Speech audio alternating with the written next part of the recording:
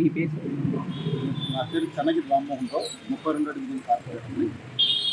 మా డివిజన్లో అన్నా క్యాంటీన్ కూడా ఇక్కడ ఉంది.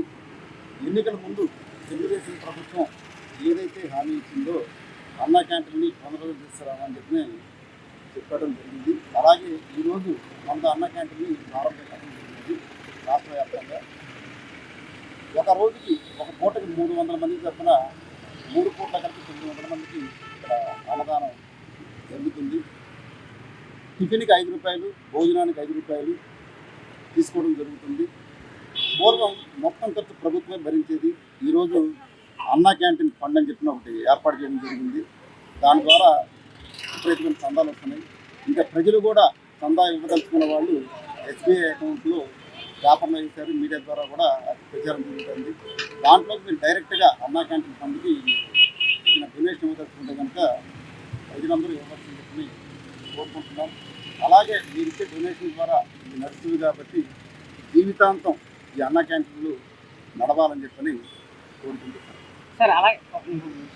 సార్ అలాగే మనకి గత ప్రభుత్వంలో ఈ అన్నా క్యాంటీన్లు అనేది మనకి ప్రారంభించకుండా ఉంచారు జగన్మోహన్ రెడ్డి గారు. ఇప్పుడు మనకి ఇది పునఃప్రారంభం అవుతుంది. దీని మీద మీ అభిప్రాయం సార్? వాళ్ళు దానికి కూడా డబ్బు ఖర్చు పెట్టాలనే ఉద్దేశంతో, ప్రతిరోజు బడ్జెట్ ఎక్కువ అవుతుందనే ఉద్దేశంతో, అదిగాక అన్నా క్యాంటీన్ అనగానే తెలుగుదేశం పార్టీ, తెలుగుదేశం పేరు ఉంటుందనే ఉద్దేశంతో దాన్ని ఎత్తివేయడం జరిగింది. అలా అని వాళ్ళు రాజశేఖర రెడ్డి క్యాంటీన్ అని కానీ వైఎస్ఆర్ క్యాంటీన్ కూడా ఏమీ ప్రారంభోత్సవం చేయలేదు. వాళ్ళు ఈ డబ్బులు పెట్టలేకే దాన్ని మూసేయడం జరిగింది. ఈ ప్రభుత్వంలో మాత్రం ఎంత ఖర్చు అయినా సరే భరించడానికి, పేదవాడికి 3 పూట్ల అన్నం పెడతానికి సిద్ధంగా ఉందని చెప్పి తెలియదు. సార్ ఇంకొకటి ఏంటంటే మాకు జోగి రమేష్ వారి కుమారుడిని భూకబ్జా కేసులోనే అరెస్ట్ చేశారు సార్. దీని మీద మీ అభిప్రాయం? ఇది పార్టీకి సంబంధించిన మ్యాటర్ కాదు. ప్రస్తుతానికి అది మమ్మల్ని కూడా పెద్ద స్థాయిలో మాట్లాడతారు. కొండయ్య గారు, మనకి ఈరోజు అన్నా క్యాంటీన్ ఓపెన్ అవుతుంది కదా, దీని మీద మీ అభిప్రాయం ఏంటి? ఓపెన్ అవ్వడం మంచిదే. కాకపోతే ఏంటంటే ఇసుకను ఇవన్నీ కొంచెం గవర్నమెంట్ సదుపాయంగా చేస్తే ప్రజలందరూ కూడా బాగా ఆరోగ్యంగా ఉంటారు. అన్ని వ్యాపారాలు అన్నీ కూడా మంచిగా ఉంటాయి. జగన్మోహన్ రెడ్డి గారు ఆయన వయసులో ఉన్నాడు కానీ ఆయన జ్ఞానంగా చేయాలి, అతి జ్ఞానంగా చేశారు.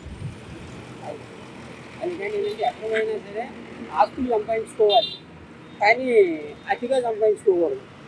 గమనంగా ఉండాలి, గమనమైన పరిపాలన చేయాలి. సార్ ఇంకొకటి ఏంటంటే మనకి బాబు గారి హయాంలో మనకి రాజధాని అంటే పోలవరం రెండు కంప్లీట్ అనుకుంటున్నారు మీరు? చేస్తారండి. ఎందుకంటే హైదరాబాద్ కానివ్వండి, మెడ్రాస్ కానివ్వండి, ఇవన్నీ కూడా మన ఆంధ్రప్రదేశ్ వాళ్ళు బాగా కష్టపడ్డారు. పేదోళ్ళు కానివ్వండి, ధనవంతులు కానివ్వండి, ఈ 2 రాష్ట్రాలు కూడా మన ఆంధ్రప్రదేశ్ వాళ్ళనే డెవలప్మెంట్ అయ్యింది.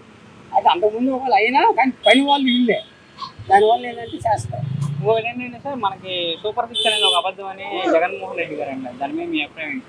అబద్ధం అంటే వాళ్ళు నచ్చినప్పుడు ఏదో మాట్లాడతారు, కానీ పరిపాలన అనేది మంచిగా చేయాలిగా. అది పరిపాలన అనేది మంచి. ఆయన వయసులో ఉన్నాడు, ప్రజలకి ఇసుక సదుపాయం చేయాలి. ఇసుక సదుపాయం చేసి ఉంటే బాగుండేది.